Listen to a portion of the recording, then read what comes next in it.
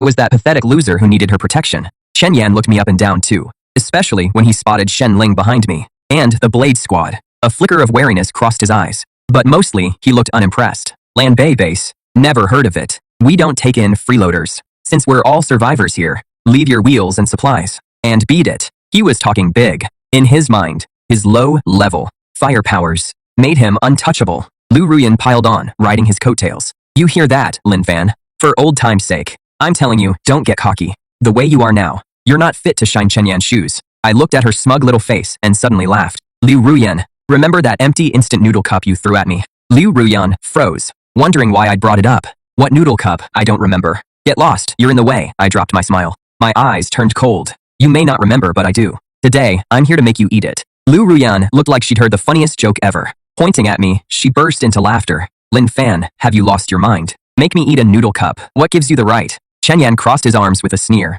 Pretty bold words, kid. Looks like if we don't teach you a lesson, you won't even know how to write the word death. The moment he finished speaking, a blazing fireball condensed in his palm, radiating intense heat. The Blade Squad members immediately assumed defensive stances. Only Shenling and I remained standing motionless. I looked at the fireball in his hand. I shook my head. Is that all you've got? Pathetic. As I spoke, I raised my hand. The blazing fireball in Chen Yan's palm was extinguished like a candle in the wind. With a soft puff, it vanished into thin air. The smug grin on Chen Yan's face froze instantly. He stared in disbelief at his empty palm. What happened? Where is my fire? He tried to summon his ability again, but no matter how hard he tried, not a single spark would ignite. His prized D-rank fire manipulation ability was gone.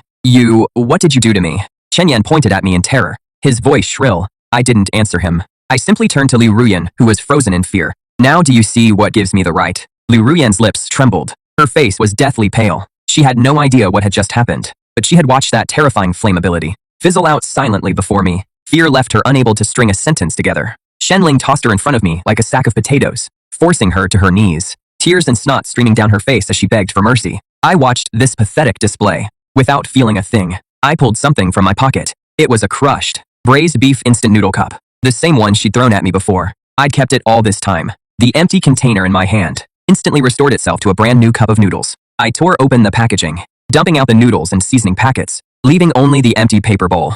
I placed it in front of Liu Ruyan. Liu Ruyan stared at the empty bowl on the ground, her face paler than a corpse. She knew I wasn't kidding. Her hands shaking, she picked up the paper bowl, forced to eat it while everyone watched. Tears and snot covered her face. Chen Yan watched this, and finally realized what kind of terrifying person he'd crossed. His legs gave out.